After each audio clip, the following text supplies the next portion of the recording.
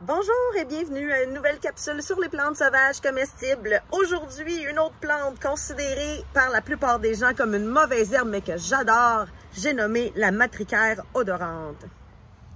Me voici donc en direct d'un lieu qu'on pourrait dire inculte, mais c'est un lieu où la matricaire odorante pousse à profusion.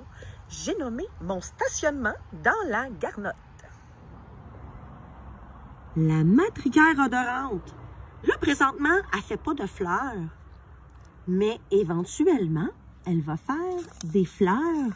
Mais ce sont des fleurs en capitule. Et elle n'aura pas de pétales du tout. Juste des petites boules jaunes. C'est ces petites boules jaunes-là qu'on récolte en général pour faire du thé. Alors, la matricaire odorante, ce que j'adore, c'est que justement, elle pousse dans n'importe quel type de sol bien drainé et elle ne devient jamais une mauvaise herbe nuisible parce que, je vais vous montrer, ça s'arrache super bien. Ça n'a pas un gros système racinaire. Et en plus, la matricaire odorante, c'est une plante qui est annuelle. Donc, elle complète son cycle de vie en 1 an. On a l'impression parfois qu'elle est vivace parce qu'elle revient année après année au même endroit, mais en fait, ce sont des graines qui ont germé et de jeunes plants qu'on voit au printemps comme maintenant. Donc, pour quelqu'un comme moi qui aime les plantes qui sont vraiment sans entretien, c'est vraiment la plante par excellence parce que vous voyez ici, vous pouvez apercevoir, mon chien, Enzo, surnommé le gros Enzo. Il a pris 25 livres, ce toutou.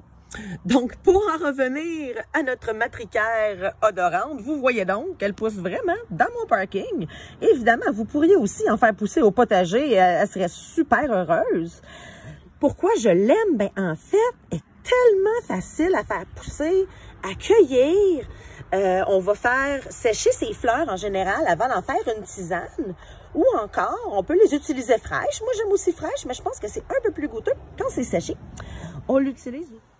Je me suis fait surprendre par la pluie, donc en direct de mon balcon. Qu'est-ce qu'on fait avec la matricaire odorante?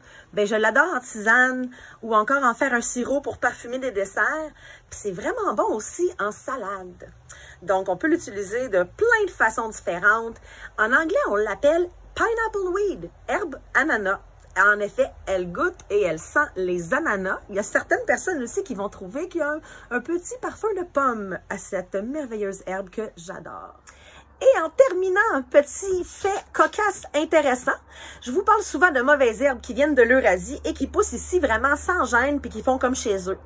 Eh bien, cette fois-là, c'est nous qui avons exporté, si je peux dire, la matricaire odorante en Europe. On reporte son apparition en 1861 en France. On peut trouver sur Internet des recettes et puis de l'information sur de nombreuses utilisations que nos cousins français en font de l'autre côté de l'océan. Ils l'apprécient, semble-t-il, autant que moi. Et voilà ce qui termine ma petite capsule sur la matricaire odorante. J'espère que vous avez apprécié.